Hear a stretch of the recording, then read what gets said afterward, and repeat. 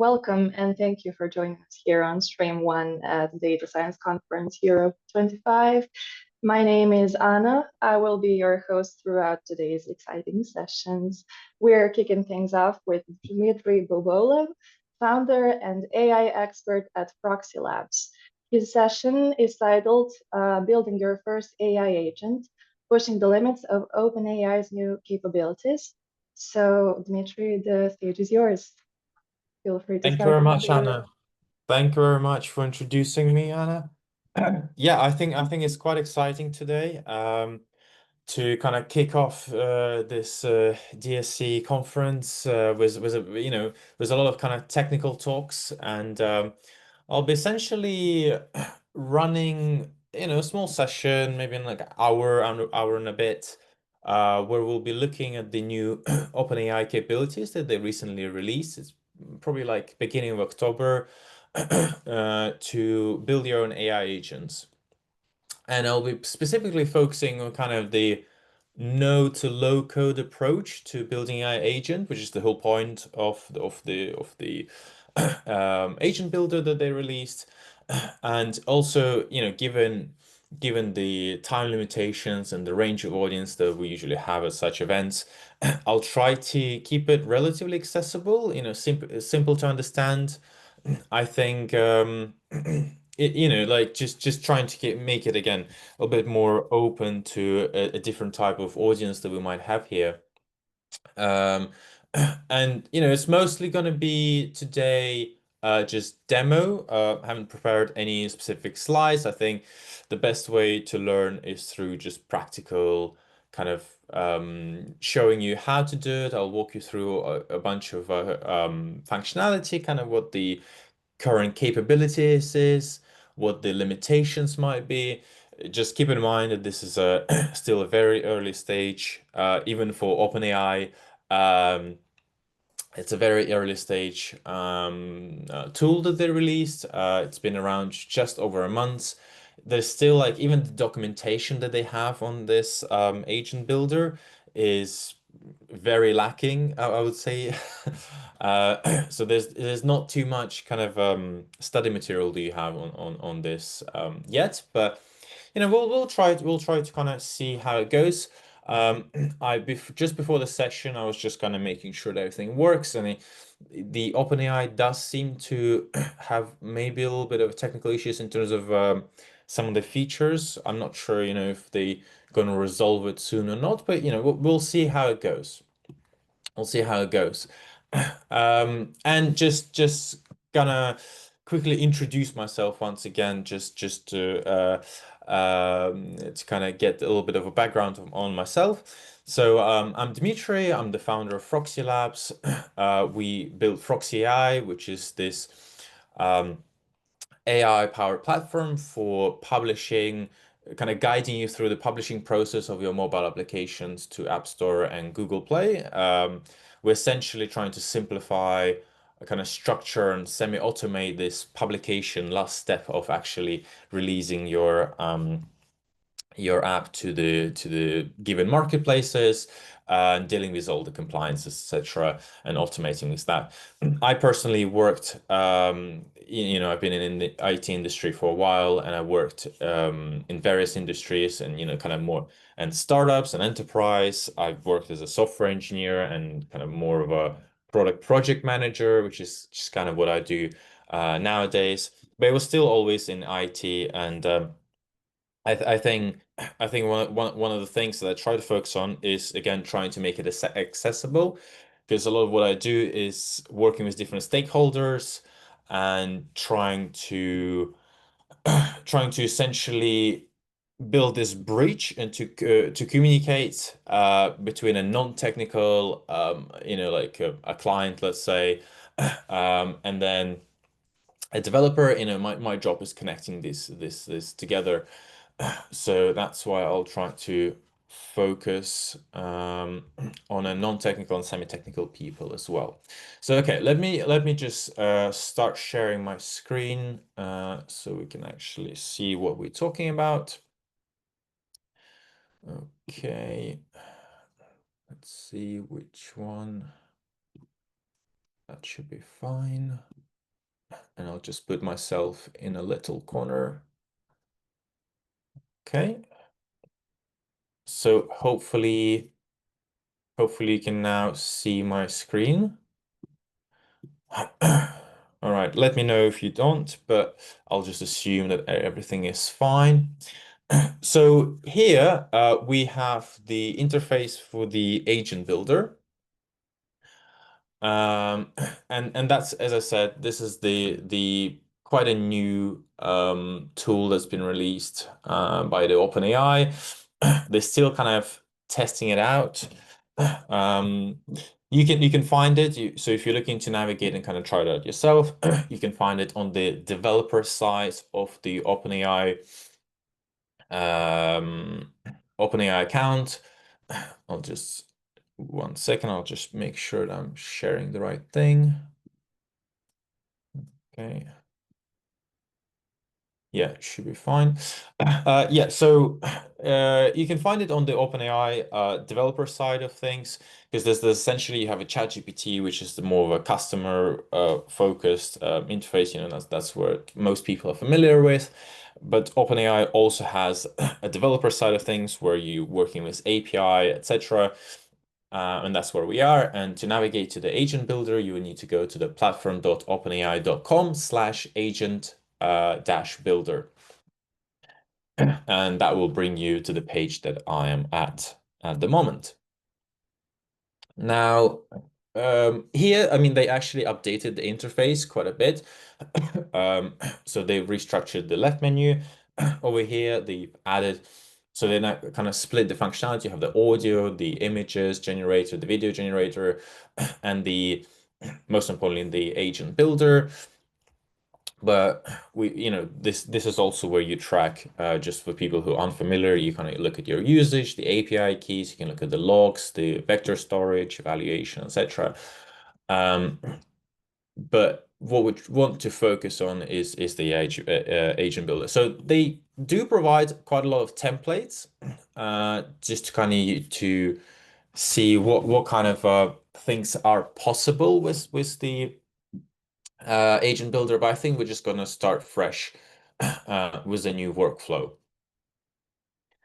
And that is what we're presented with, right? So here, um, what they provide us with is this kind of no code, or I would actually call it like a low code interface, a visual graphical interface for building your own AI agent, right? So this is still we're building the AI agent as we would using coding with some SDK. If we will be writing Python code, it's just here what they've done is wrapped it in a nice graphical user interface, and now we can kind of use this drag and drop capabilities to build out some chains and workflows that could be useful for us.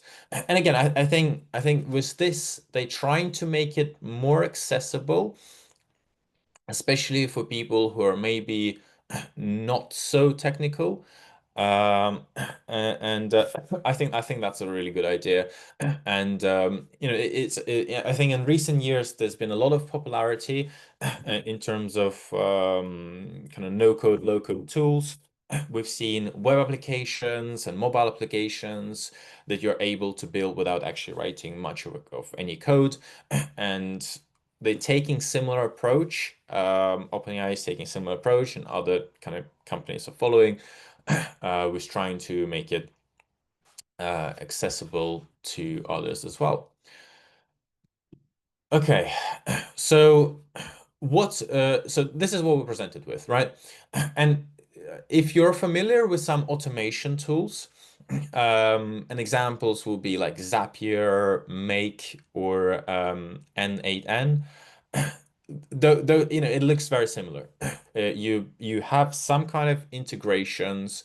You have your workflow of different AI agents that are working together to achieve some kind of task. And it looks very similar to those. And some people say that it's replacing. So like OpenAI is trying to especially eliminate those Zapier and kind of make etc. tools.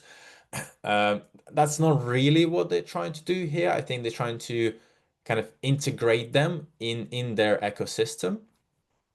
But the way the interface works and the way you interact with with this builder is quite similar to those systems.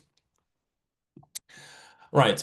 And I think the overall agenda for today, we're gonna do a couple of demo examples, which are trying to come up with something like a potential use case for an agent that we might test out and see how it can work.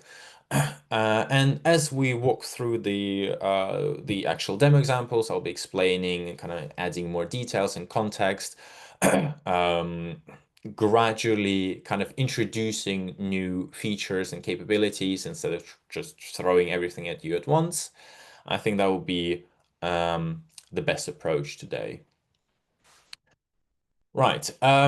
So yeah, let's start with the overall kind of what we can see on the screen, right? So in the left panel, we just have the different widgets. There's not that many of them. They're not that there's not that complicated. At the top, we have the edit and preview mode. Preview mode is where we actually test out our agent. And then in the top right, we can publish it. We can look at the code. We'll get back to that in a bit. And then in the middle, this is where we actually interact with the nodes. And the nodes that's what's the most interesting thing for us. We always start with a start node.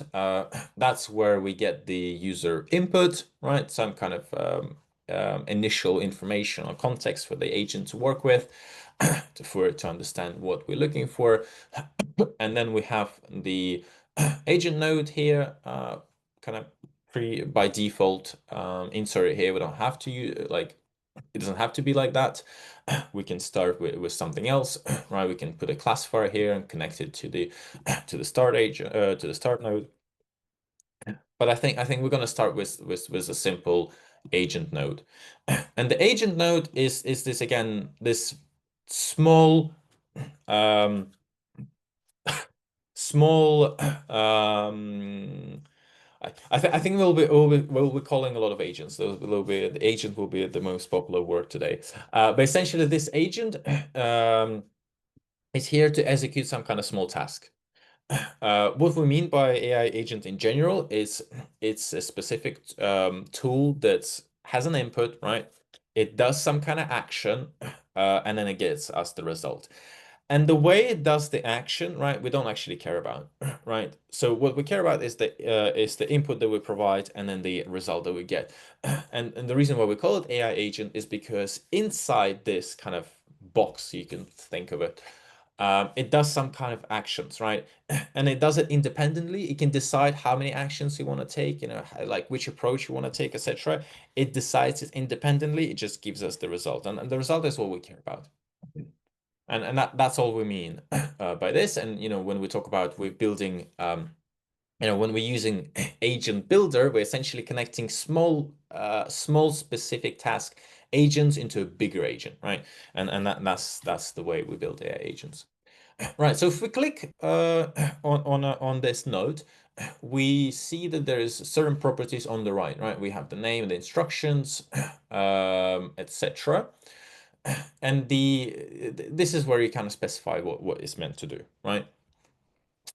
An example would be, right, let's start with something very, very simple. We can say a weather info, right? We're going to have an agent which provides us with the weather information. We'll give it an instruction,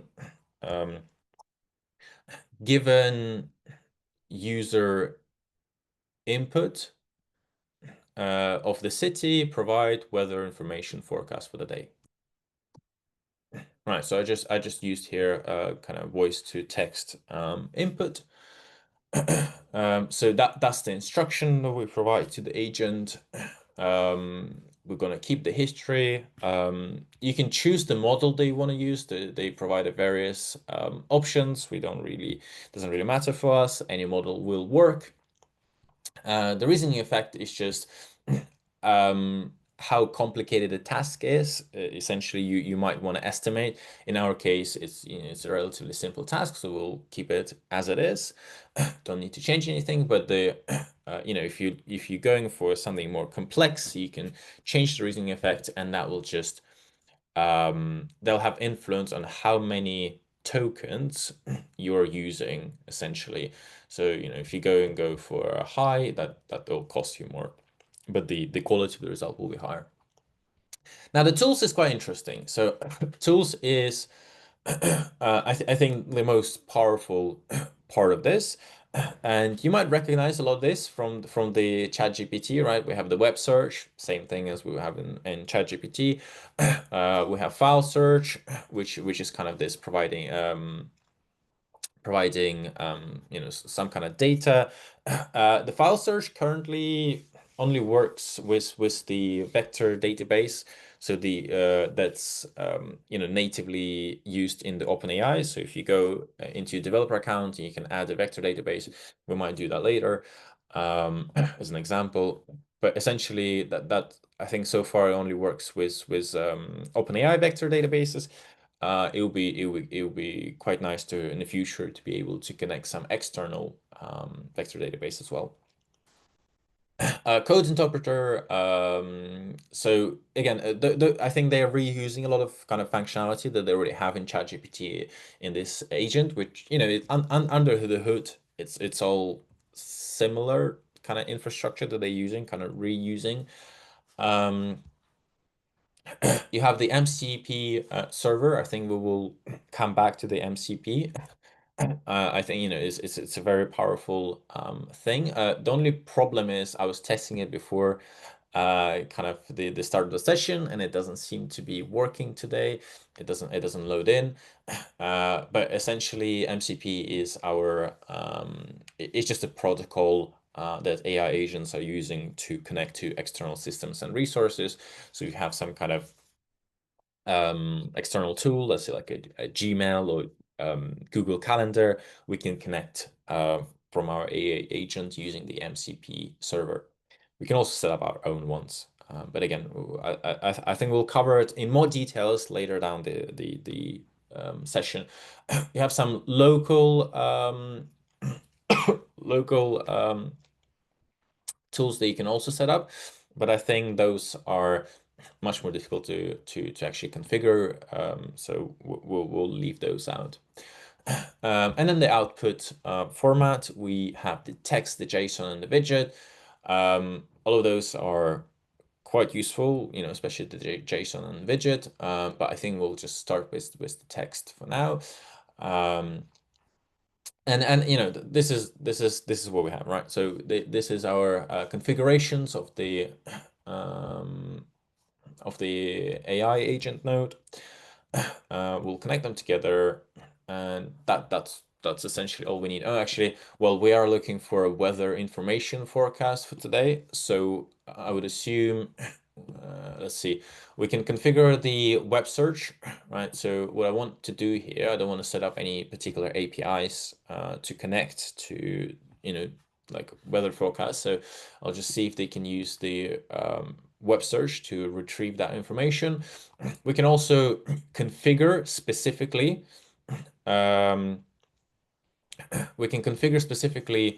kind of the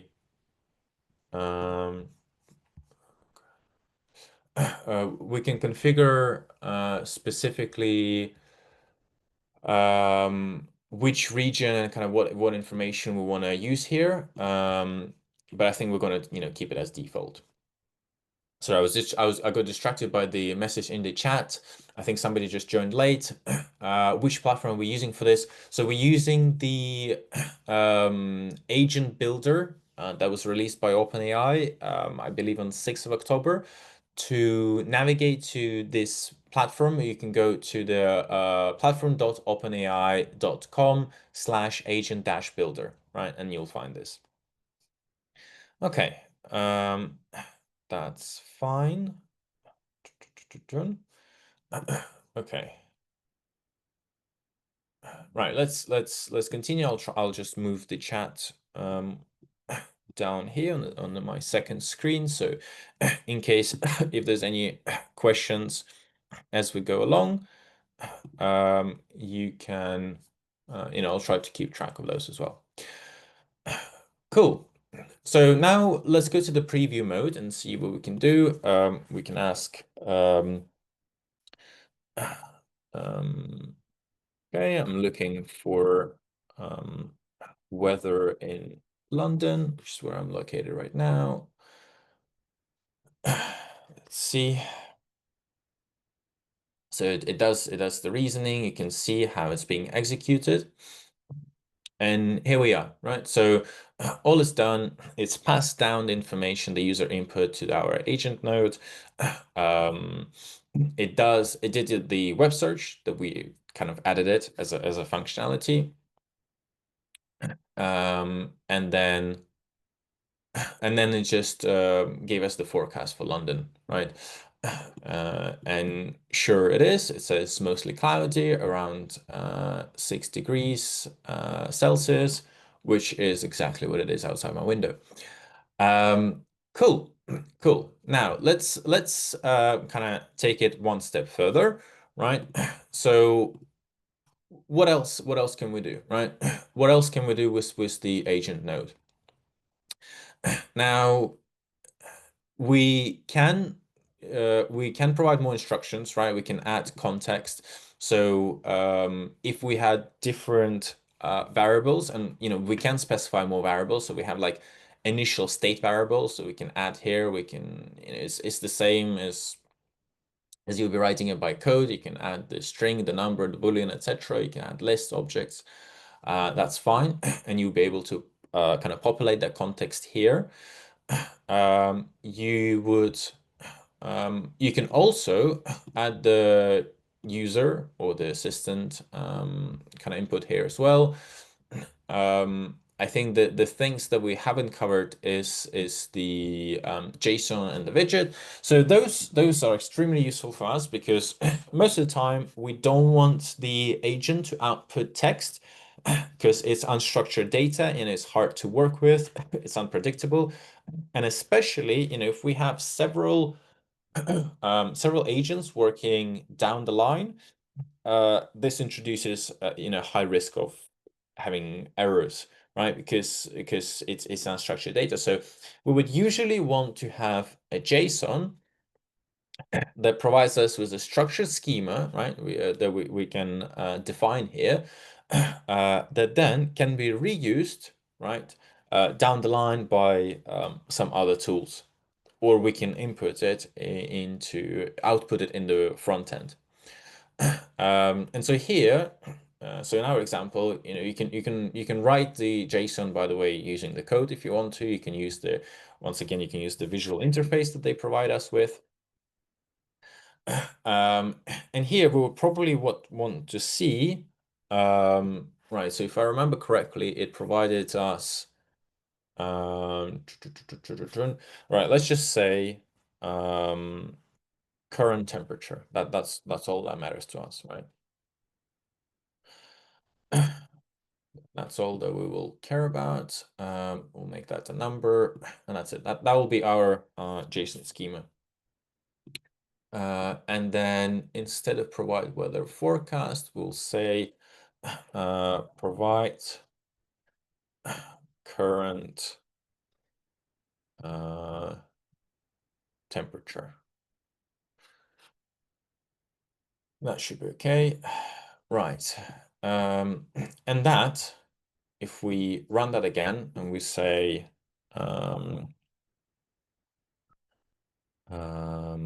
okay, give me weather in London. We'll see if it'll understand to only provide us with the temperature. Yeah, okay, right here. So it gave us the JSON output. It says the current temperature is 6 degrees Celsius. Great. That's that would be a realistic way of actually using this in a production environment, right? You're not going to be using the text output, you'll be using the JSON. But then there is also another quite interesting kind of tool that they also added to this is widget. So widget is our kind of alternative way of presenting the same information, but just in a better user interface, I guess. And it's quite interesting. So it's done through the chat kit, and chat kit is what's been released in October as well, was this agent builder that's essentially used for running this whole thing. They also released the agent kit under the umbrella of the chat kit, etc. But I think we won't go into too much details. But if you are interested, let's see, I'll just show right here. Um, so if you are interested, we have, there is a documentation for the agent builder. If you go /docs/guides /agent-builder, they have the documentation of how to work with it. There'll be linked to the agent builder, and that's where you can find the agent SDK as well. But again, I try to keep it quite high level to make it understandable for people maybe that not so comfortable with coding. So back to the widget. So the widget is again something that allows us to visually illustrate the information that we're having here. Um, and they've done a separate interface for creating those widgets. We can do that by either uploading if we have an existing widget, or we can create one. Creating widgets is very simple. Um, we go to the widget creation platform. It just redirects us here automatically. We can use the components. So they have pre-made components that we can use and reuse here. We can also use the gallery, and sure enough, they have some of the kind of weather widgets here already pre-populated, but this is just an example of what the widget is, right? So that's something that our AI agent can output, and then you can integrate those widgets into your um, web application, right? And that's actually the whole point, right? So why are we even talking about this agent builder is because it's all fun. I think it's all very interesting here, kind of interacting with nodes, and that's what we're doing today. But I think um, I think the end result that we should be aiming for is that obviously we want to use this in a practical use case. We want to use it in production. We want to actually integrate it into our application and make use of this, right? And widgets is one of those things that we can use. The only problem is if you actually want to take it out of the graphical interface that I'm showing right now to actually integrate it into your web application at the moment is still quite complicated. You'll need to have a lot of setup to be done beforehand, and it requires quite a lot of coding. So not that user friendly at the moment. But nevertheless, I think they're working on this. Again, this is quite early stage. So to create a widget, we're just gonna make a prompt, and it'll create it for us. There's no point to actually make it ourselves manually. So the prompt will be something like, we need a simple, stylish widget for displaying current temperature weather. Right, so we'll launch that. So that will take like a minute to generate our widget. Let's go back for now. And since I started talking about the chat kit, I think I'm gonna kind of talk about the overall setup that they have going on right here as well. Um, so the chat kit is what they released together with the AI agent, and that's how you can interact with it. So there's two ways, right? So after we've built our AI agent, you can either use the agent's SDK, and this is your classic. So they basically convert what we constructed visually into code, and you can copy that Python code into your application and use it as you would normally. Or you can just use ChatKit, and all you need to do is to copy the workflow ID, insert it into your application, and it will be So it will be your agent will be deployed on the OpenAI servers, and you basically need to do less setup in that sense. So it will be maintained and hosted by the OpenAI, and you can interact like this. But again, I think the problem is to make it work properly. There's still kind of setup that needs to be done beforehand. Um, that they will work on, I assume. Okay, so here it has generated our widget. So, it's just a pretty simple schema. Displays the temperature. I think there's a um, few things that won't work for us that well. Okay. I would say we don't need that. We don't need conditions, so we're just looking for temperature. City, that's fine. The unit's not really correct. That's fine. Right, so we'll stick with that for now. So we'll just download the widgets. All right, we download the code for the widget. We go back, we click add widget, we'll go upload, current temperature. Great. And that's what we have here. We can edit it, we don't need to edit it. Right, and let's just see. Let's see once again. Give me weather for London. Okay. Let's see if it's able to pre-populate that data. Okay, so it did. It actually inputted the London, UK. It did provide it is in the Fahrenheit kind of units, but 41 degrees, yeah, that would be 6 degrees Celsius. All looks fine.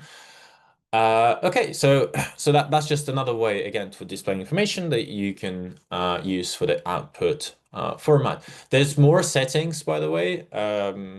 If you want to experiment those, please do.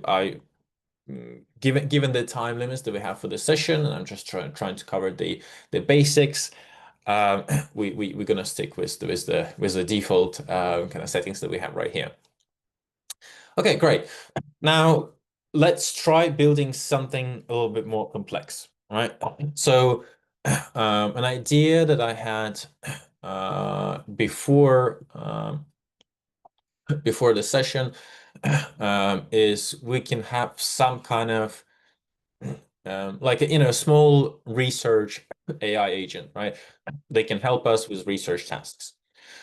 So we'll start with well, we can use classifier. So I think I'm just going to talk about this. So this is a new note that they recently added that wasn't here from the beginning. Where essentially classifier is, it allows you to essentially classify and to assign what type of uh, object data, etc. So it depends on what the input is. But it doesn't work that well, I think, because again, it's a recent widget. So the use case is going to be, I think we're going to take some kind of report, and I think I prepared an Apple transparency report for the App Store. It essentially has some information on the mobile app publication on the App Store that we use for our kind of work internally. And it has some data, and we want to kind of interact with that data. That's all we care about. And so let's have first agent, and the agent is going to be our classifier, right? I think it's doing the same thing as classify, but we're gonna do it. We're gonna do it manually. So we're gonna have a classifier. In terms of tools, we don't really need anything. We're gonna have a JSON. And then here we're gonna input. It's gonna be we can just say is analysis, right? So there's going to be two use cases. So we're going to make it Boolean, but there's going to be two use cases. So we either want to just retrieve the data from the document, right? So we can ask how many submissions Apple has processed in 2024. We can, retrieve that data, or we can analyze and make some kind of prediction, let's say, or analysis, and that's what's going to be the difference, right? So we're going to have two possible options here, and the instruction is going to be you're the classifier that need to determine if the user is asking for an analysis or just wants to retrieve data. Okay, so we're going to put those instructions here, and that's fine. We'll connect those together. And I think, and there, then we can use a simple if-else statement, right? So for those who are, again, unfamiliar with, with the way coding works, again, if-else, a very common thing that we use is it's essentially just a condition, right? So like if something happens, then this, else this, right? Now that's all that we want here. So what we're going to be checking here, the condition is going to be, right? And it kind of like already suggests something here, right? Kind of being useful here. We're going to say is analysis, right? So essentially what we're doing here, if this is true, then we're going to go one path. If this is false, then we're going to go another path. Good. Now, let's start with a simpler use case. So if we're just looking to retrieve data, so that's going to be our else branch. So because this is analysis true, it's going to go to analyze. This is going to be just retrieving data. In terms of retrieving data, so we're going to call it data retrieval. That's fine.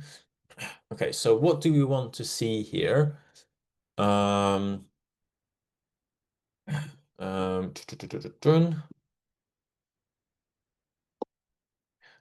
Given the user request and the document provided, extract data and display to the user. So that's going to be our simple instruction here. I think we'll keep it as a text for now, and maybe we can add some more things here later. Now for the other branch, that we have right here, we gonna have a different idea. So let's say, okay, so if we want to analyze, what can we analyze? We can try to ask for some kind of prediction, I guess. Maybe we're looking for maybe we're looking to predict what will be number of submissions in 2025 or something like that. That could be good. So we're just gonna call it analyzer. So I'm just thinking we can use Well, again, I think we'll stick to relatively simple things for now. Um,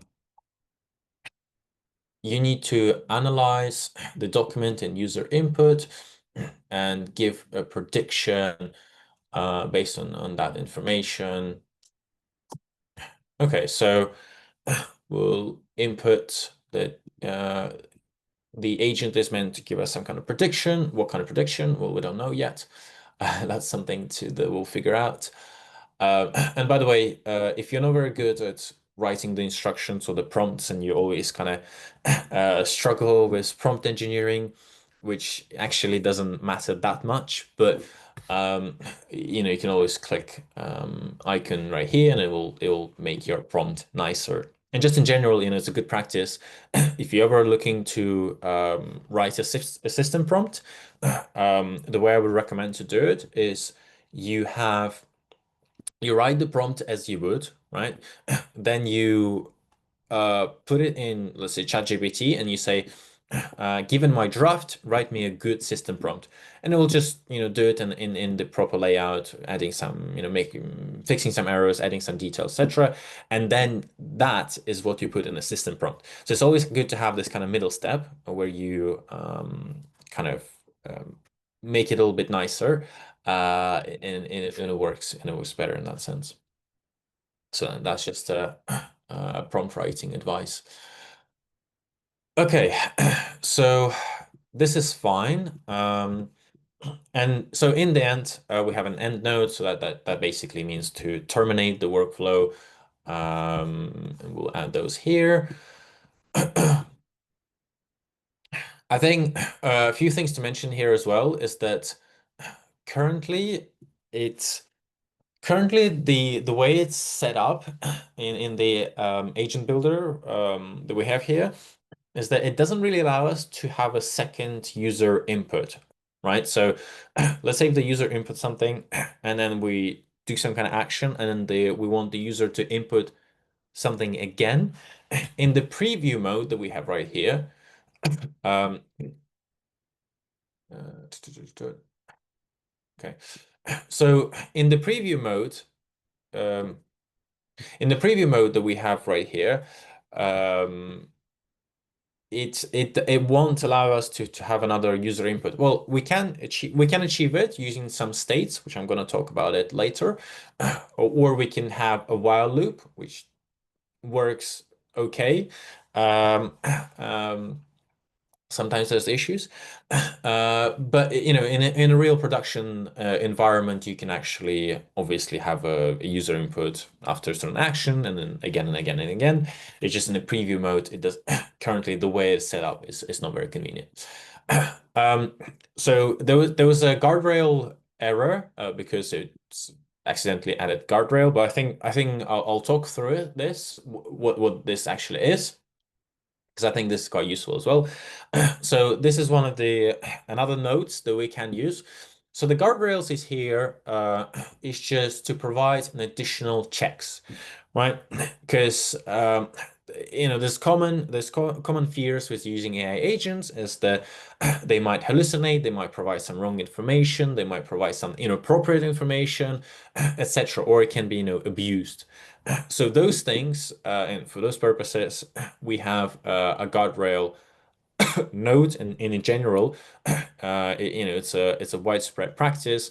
If you're building some kind of AI tool, you always think about guardrails, and it kind of helps you with ensuring some compliances, and maybe you have some kind of internal privacy policies inside your company. So this is very helpful, especially for the enterprise, right? So if we're talking about startup, sometimes they're a little bit kind of relaxed about the the data privacy, etc., which is not very good, but it does happen.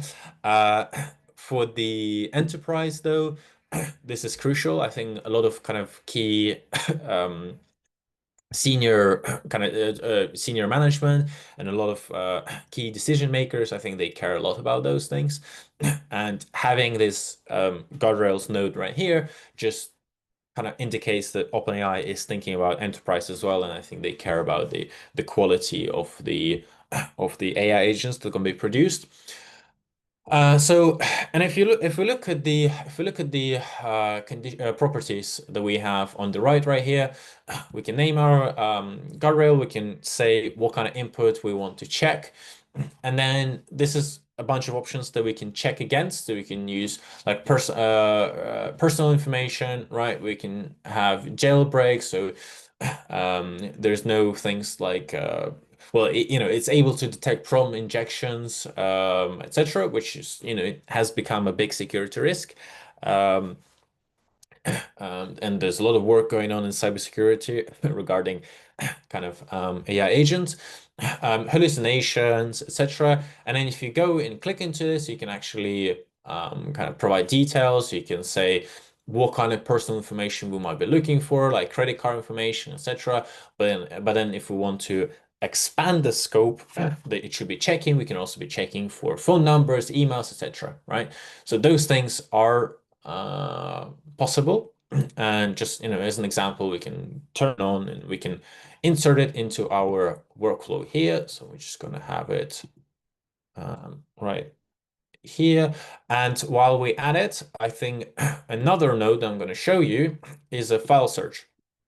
So file search allows us to retrieve data from our vector store. As I said, currently we're only able to use the native vector stores kind of databases that we have in the OpenAI.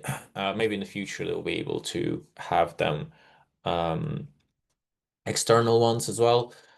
But that is so this is where we're going to be actually getting our document from, right? Um, and by the way, just to kind of clarify, we can also use the file search right here in tools of the AI agent node. So, you can reuse it in several places. I think we can use it as a separate node because we'll be kind of reusing it here and here. So it might, it makes sense to maybe just search it here. And so here we just click create. We want to make a new, we'll make a new store. We'll call it Apple data. That's fine. And then we'll upload some files. Upload. I have here App Store Transparency Report for 2024. We'll click attach. And that's fine. Okay. I think we'll just update the page. Sometimes okay, it might take like a minute to actually realize that we uploaded that data to it. Let's upload, update it once again. Yeah, here it is. Just took a little bit of time to actually show up. And so all we need is vector store ID, which is very easy. It's right here. We just copy that. We'll go back. We insert that, and because this is all basically OpenAI platform, it's instantly recognizes that we're talking about Apple data store, and that's it, right? So now it will have access to that document as part of the vector storage. So now let's just connect those nodes together. We can also, by the way, you can also upload just like a specific document, but it will still put it in the in the vector database, kind of behind the scenes. And if you're looking for a more kind of more advanced settings, you can also specify the chunking of your documents, etc. So like the way it's split into chunks, you can specify the number of tokens, etc. All of those advanced settings are available. It's just currently they're not needed for us. Well, what I'm trying to suggest is that there is more to this than I'll show today, but if you're interested, you can go and explore it yourself. Cool. So what we have right now is we will have a user input, right? We'll have our document. We'll check that we'll check right here that the user input doesn't have any personal data through our guardrails node. That's fine. Then our classifier will kind of determine whether we're asking for an analysis or we just want to retrieve some data. And keep in mind that here, for example, I use this AI agent node just as a classifier, right? So it has a very specific purpose that we're looking for. Because the more specific the purpose is, the better, right? We want to keep the scope of each individual node as small as possible, not to overload it with different purposes, because then the quality of the output decreases. But in our case, we were keeping it very small. Then we have simple if else statement. If it's an analysis, then we give some kind of prediction. And if it's a data retrieval, we'll just provide data. I think let's have a couple of more things here. So for data retrieval, okay, we'll create another widget, right? Right. We'll just say we need a widget for displaying some kind of number. We need a widget for displaying a number. Okay, and we'll just generate that, and we'll add that there. And for the analyzer, we might have an additional step. Let's say we give it a web search capabilities. Okay, and we say, so our instruction currently reads, you need to analyze the document and the user input and give prediction based on that information. And we'll say plus use info from web search. Okay, so we'll enhance our analyzer with some data from the internet, and that will be fine. And then we'll keep the output as text. All right, let's see how our value. Great, we've got our widget. We'll download that. We will upload it here. That's fine. Okay, so this is like a simple workflow that we constructed here. Let's see if it works. If it doesn't, we'll try to figure out why it doesn't work. So we click preview, and our request would be tell me how many submissions Apple reviewed in 2024. So this should be just a data retrieval. And we can see here how it goes through the nodes, right? So we can actually follow it, and it did recognize, right? So you can see that it went down the data retrieval path, and it's just terminated right here. So we can see, okay. Right, so the output, right, so it don't have access to the Apple internal. Okay, so it doesn't have access. That might be because we didn't feed it the context. Right, that's good. Let's see. Yeah, okay.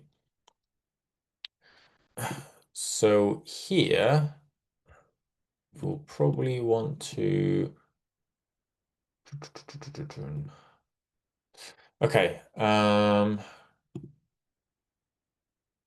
Let's see. So we want to display it in the chat, yes. So the only thing is that, okay, so it will want to feed this information, right? Because currently what it says, it doesn't have access to the file. Okay. It's just here in the context, it should show up. It doesn't. Fine. Okay, we'll just do a very temporary fix. We'll just select that right here. So what I'm doing right now is just attaching our vector directly because you couldn't see it in the context. That's fine. We'll run it again. Give me a number of submissions Apple reviewed in 2024. Okay, let's see once again. So we can see how it goes down the nodes. It went down the data retrieval path. Let's see if it's able to get that information. Yes, it did. Good. So here we can see that Apple has reviewed almost 8 million submissions in 2024. It's even kind of displayed that information right here, kind of provided some additional context. That's quite nice. So that's one use case. And then let's try our second use case, which is the analyzer. Um, predict how many submissions Apple will review in 2025. Okay, so we'll input that. And once again, it goes through our workflow. It should go into this. Yep, it did into our analyzer branch. And now it's currently, it was searching the web as well. Okay, so here it gives the how many submissions in 2024. Yeah, and we also have it from the memory. A simple projection would be 8 to 8.3 million, and that's what it has outputted. And it's outputted as a text because that's what we specified right here. We said that we want the output as text. We could also change it to JSON and maybe reuse it somewhere else. Cool. So this is obviously very, very simple use case. Just for demonstration purposes, you might say, this is something that could be just done in one prompt in ChatGPT. Yes, it can be. But once we start adding more and more nodes and kind of having more complexity in different branches and different steps, that's where the real power comes in, right? So it's hard to demonstrate it in a short workshop, but as you add more steps, it starts to really, you will see the difference between just using the ChatGPT and having this actual workflow of different AI agent nodes. And again, the fact that you can configure the guardrails, etc., that helps us a lot.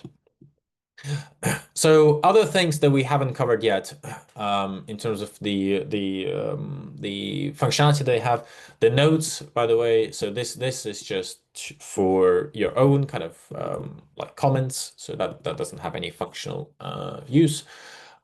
MCP. So I've mentioned MCP is our the model context protocol. So essentially a protocol for communicating between AI agent and the some kind of external system. As I said, I don't know why it's not working. It's not really loading in. But if we would be using MCP, I think I'm just going to kind of talk you through the use case of using the MCP because it is extremely useful. So through the MCP, we're able to connect to any other resource, right? Any other system. An example would be, let's say, your Gmail, Google Calendar, or your Slack channel, or it could be your CRM system. It could be, let's say, like booking.com. Various examples. The point is that AI agent is able to access and retrieve data from there and also pass the data there, which expands the potential hugely, because then what you can have is, let's say you configure your Google Calendar and then you're building an agent for trip planner, right? So we want to plan some trip. So you can not just say connect to booking.com and then Skyscanner to find me tickets in a hotel. We can also say that please book the vacation for the dates that I am available. And then what it does, it will go to your Google Calendar, it will scan and see kind of what slots what days are available on your calendar, so you don't have any commitments, and then proposes, right? So it finds the tickets and the hotel for those specific dates that you're available, and then schedules that, right? So it might finds those and then schedules that, inputs it in your calendar. And that's just a very simple example of what you can do with those type of integrations. But the potential is obviously huge, and it works very similar, as I said in the beginning, to tools like Zapier or Make, and that's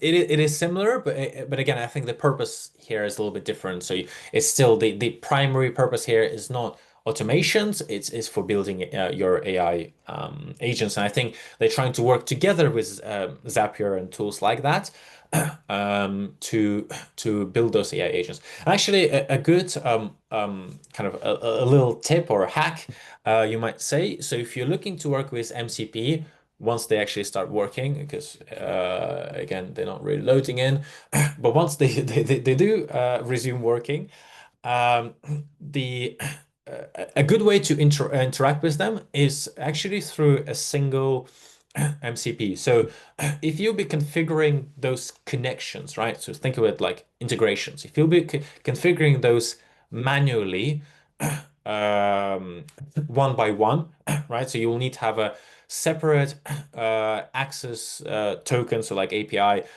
to communicate to Google Calendar, and then a separate one for Gmail, a separate one for something else, right? It's a lot of setup. It's not very intuitive. If you start kind of trying to figure out, it's quite a manual process. You'll get confused, and it's just not very convenient. There's also, as far as I know, um, currently they don't support the OAuth kind of type of connection, and that's the most common type of connection you will have in for the authenticating your API integration. And therefore, I think the best way to do it is have a single MCP, which is an example would be Zapier, right? So here you'd connect it to Zapier, and then inside the Zapier, so you go to Zapier as as a separate inside the account, you configure all the integrations there because it's much better set up in their environment, and you can connect the Google Calendar, the Gmail, the Booking.com inside the Zapier. And then all you need to do is to link it here, right? So you do a single integration here through Zapier, and then you'll be able to access the rest of the services, right? So it's just a single channel, and that's a much more convenient way to do it than trying to set it up all manually here. Right, and I think that's enough about the MCP, especially given it's not working. I can't really show you, a proper example. Um, so for the logic, we have if-else statements that we already talked about. We have while loops. So again, it's a loop. While a certain condition is true, it will keep repeating the action inside this box. User approval. So if the user is happy or not happy, you just have two alternative paths, right? That's all fine. And I think they'll be adding more kind of logic blocks in the future. And again, what you need to understand, this is just a graphical wrapper for the coding, right? You can code the same thing, or you can use their graphical interface. We can do both, right? As I said, you can go into the code, you can look at it. That's how it looks right now. This is what we're written right here. So it's just this is the code visualization of what we have right here, right? So you have both ways. You can work with both ways. You can also set state. So I think, yeah, that's the one I mentioned. We might cover later. So state is quite convenient for us because we can track different conditions and actually repeat the AI agent can go different paths given different states. So we have initial, obviously, state variables that we can assign here, but we can also assign states at any moment. So we can connect it at any stage. And we'll just we can select a state, we'll assign a value, And then given that value, we can rerun the workflow and it might read a different state and go down a different path. So that's also something that we are able to do. Right. Other things that we haven't covered yet is the evaluate. So evaluate, well, this is essentially our way to grade and kind of see the breakdown of how our AI agent is working. And it's kind of funny right here. So basically, you can use the grader, which is powered by GPT, to grade your AI agent. So essentially, you have GPT grading another GPT, and it becomes um, quite convoluted here. But yeah, you can assess um, your um, your workflow right here. I don't think it's particularly useful at the moment, but it is something. I think the overall purpose of this tool at the moment is to demonstrate the potential and also demonstrate the path, the direction that the OpenAI is looking to expand to develop in the future. But I think this is still more for demonstration purposes rather than practical use, because currently, if you would try to go and you copy the workflow ID and you try to integrate it into your into your some kind of application that you're developing, some kind of product, you will see that a lot of things you will be limited. You won't be able to. So like you won't be able to interact with the widgets that I've shown you properly because again, especially the widgets that they have here in the gallery, a lot of these widgets have like buttons and things to interact with. And those will be difficult. Like it has like a purchase button, for example. Those will all need to be set up at the back end, and it gets a little bit complicated. And once you're done, you can publish obviously your workflows. Very simple, like most kind of similar tools. It's usually like done in 1 or 2 clicks. And that's what you have in the end. Okay, so let's see. We have a little bit more time. I'll just kind of have a look if there's anything else we want to cover in particular. So, okay. Right, so we talked about the prompting as well. Again, the fact that you can have a middle step in your prompting. So if you're looking to improve the system prompts that you're writing, you can always just run it through ChatGPT and it will give you better outcome. You can specify the models. You can use the reasoning models. You can use the simpler models. That all just depends on what your use case is. And again, the use cases they can vary. The one about the travel booking for the holiday, that could be a good use case. The use case for the kind of file researcher analyzer that we set up right here, this is also something that could be thought of. But also think about your kind of internal company use cases, right? Think about maybe the problems or the repetitive tasks that is done inside your company and that could be automated. That's just something to consider, right? So if you have, let's say, some kind of client data, right, that you want to process, and then you can have a certain workflow of agents that would classify, or let's say you have like you're doing sales, right, and you want to set up your like semi-automate your sales funnel. You can set up a proper pipeline where you would first of all like qualify, right? So qualify different leads. You can assign what their kind of what the type is. Then you can draft the follow-up emails, etc. And then you can have an MCP to integrate with your mail to send those send those email messages um, to your potential lead, etc. So that's what you can do. Right. There's a question in the chat that just arrived. I'll have a look at that. And by the way, if you have more questions, please feel free to ask them in the chat. We've covered most of it in terms of like the basics. We can kind of add a little bit more, functionality and complexity here, but I just don't know if we will have enough time to actually finish it. So I'll see. I'll see how it goes. Um, Okay, so the question reads, can you can you simply use the code in Python and run it as an independent workflow in my local project? If so, what happens with widgets which are visual? They must run on OpenAI environment. Okay, that's a very good question. So yes, so first of all, you can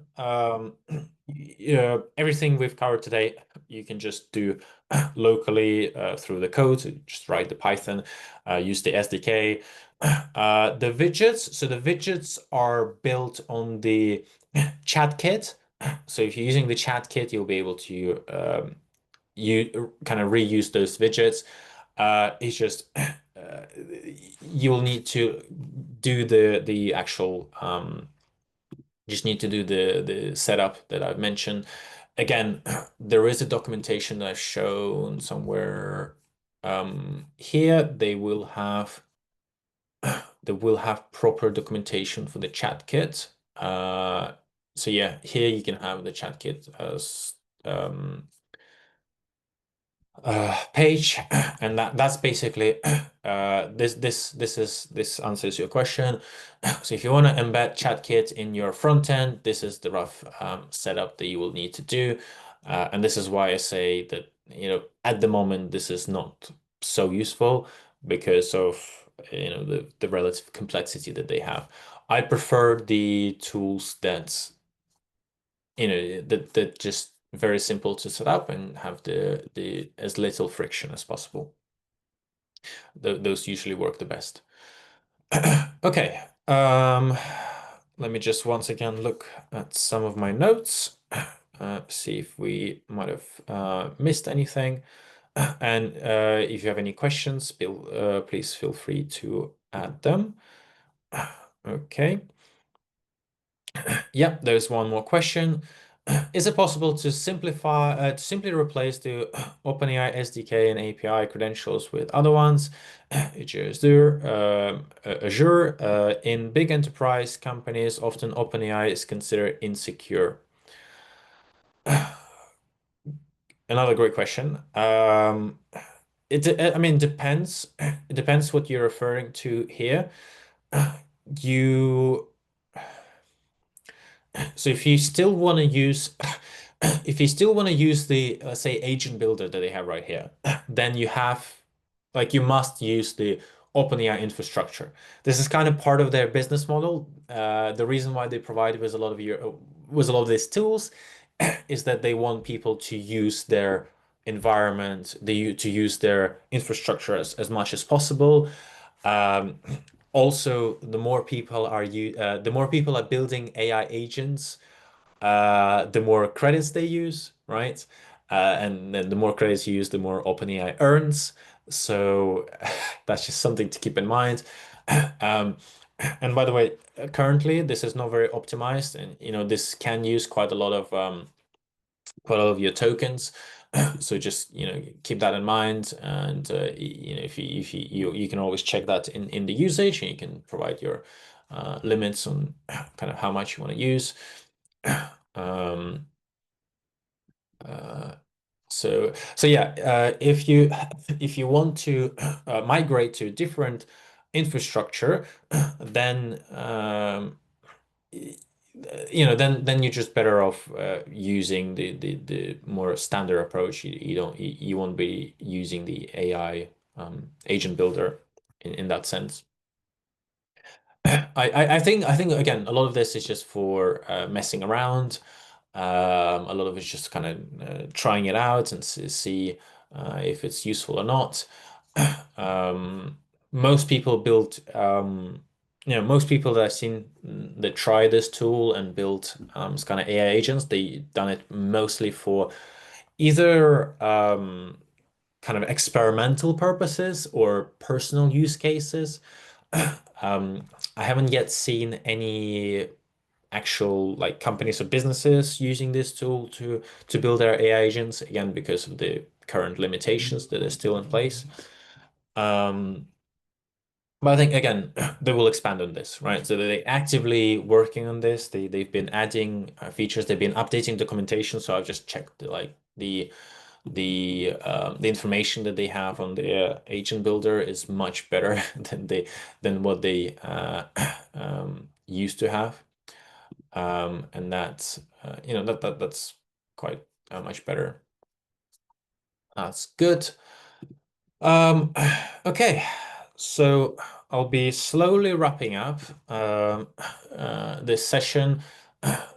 We covered today the the overall um, the overall kind of layout of what this agent builder that has been released by OpenAI this October, so just over a month ago. And what you can do to build those agents. And keep in mind, if this seems to be um, too complicated, right? So for some people, they might be not very familiar with the some people just not very familiar with the way this works. Some people just um, uh, not very good with coding, and that's fine. That's totally fine. I think a lot of the wipe coding tools allow you to kind of have a lower entry barrier, and the same here. I think what OpenAI is trying to do here is to lower the entry barrier to creating the AI agents. What I'm trying to say is that, if there's anything you don't understand, you can always use tools, again, the AI to explain it, right? I think the big change that tools like ChatGPT has introduced to us in the recent years is actually related to education. I think education it has changed quite a lot and it will continue to change. Is the fact that you basically everyone in the world can have a personalized tutor that you can sit down and you can work through this thing step by step for as long as you need it. Um, and you can you can ask questions and it will provide you personalized tailored answers, and I think that's just something to not underestimate. So in case of learning how to use the agent builder, right, let's say you want to build a very small workflow for your personal I don't know, maybe like tracking daily routine or something like that. um, and if you're struggling, you can always use ChatGPT to walk you through this. You can also another way, you can also just like screenshot what you see on the screen and paste that in ChatGPT, and will be able to direct you on maybe something you could be doing wrong, or why you're having a certain error that you're having. So those things, just something that you can also use as well. Yeah, and I think okay, for the last 5 minutes that we have, I think I'm going to show you how the set state work, given that we still have a little bit of time. I was planning to also show you the MCP and the way we can maybe connect some tools here. It doesn't seem to work, so that's why we kind of ran out of things to talk about just a little bit earlier. Okay, so here the way set state would work is that, let's say in the start node we would set an initial variable. We can say is analyzed, right? And we will make it a Boolean. We'll set it initially, it will be false. That's fine. And then we can run through this, let's say, analyzer flow. And then before we terminate this, we can set state. We can say is analyzed. We will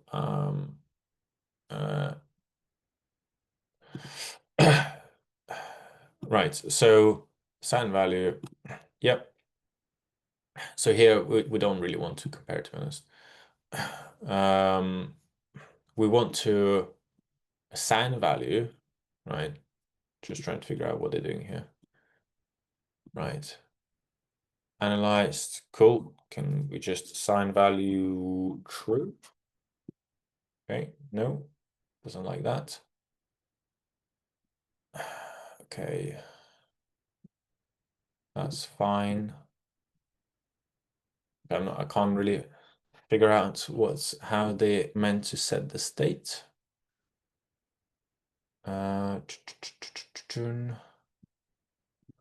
Right, so here we should be able to change it. But currently we're only able to compare, so I don't want really to compare. I want to set the state.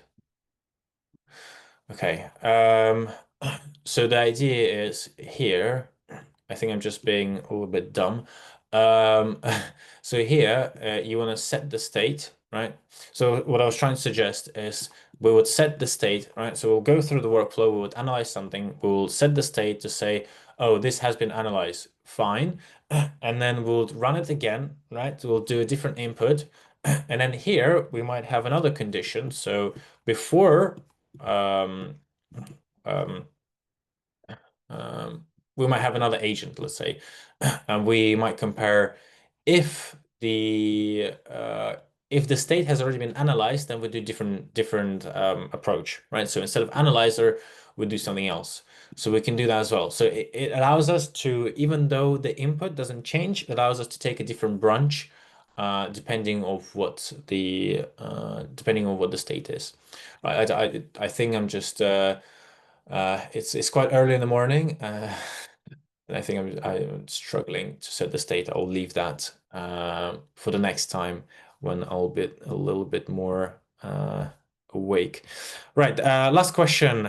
How's the OpenAI's agent builder in comparison to N8N? Good question. That's what I started with. I think a lot of people have said that this tool is kind of aiming to replace the similar automation tools like the N8N. I think um, I think again that's not really their purpose. The purpose is to work together with those tools and just to really focus more of an agent building rather than full automation. Um, and again, the way, at least so far, the integrations with other tools through the MCP is set up,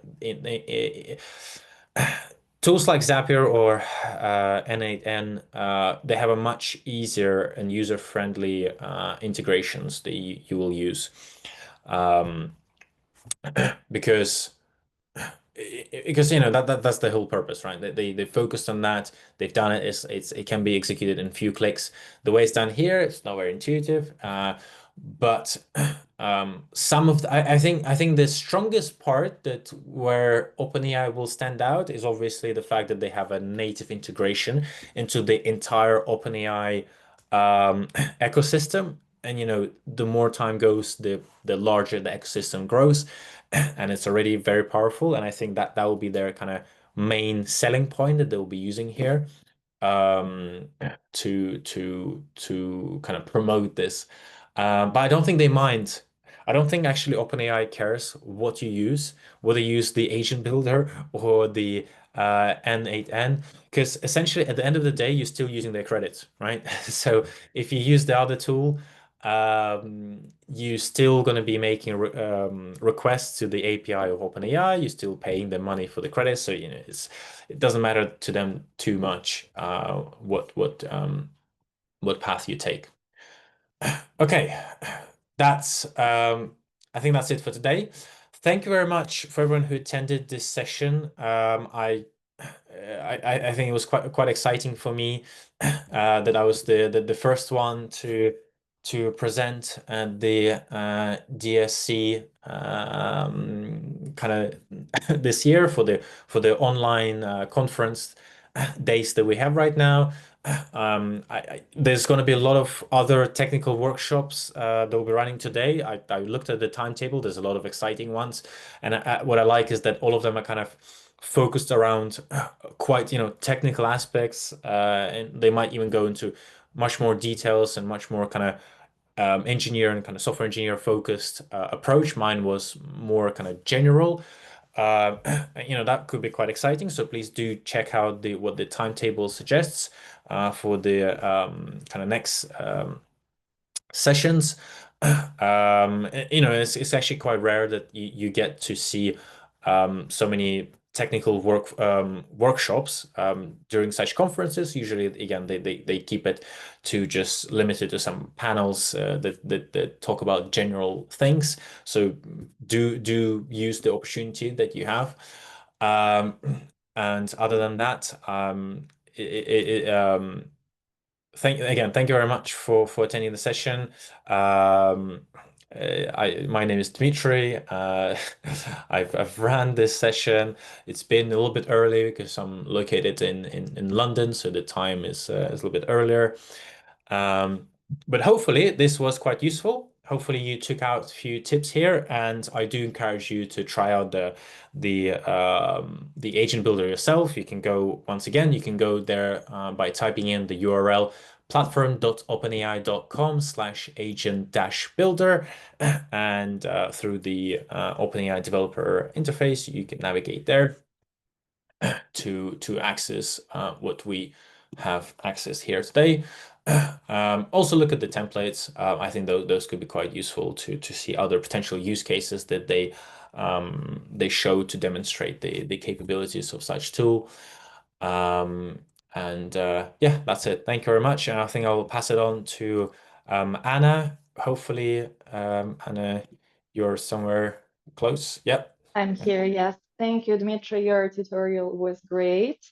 Thank you so much for being a part of this year's data science conference. And I'm sure that everyone have enjoyed this. We will have a short break now and we'll continue with the program at 11:45. Yeah, thank you very much. Have Thanks a so nice day. much. Bye bye.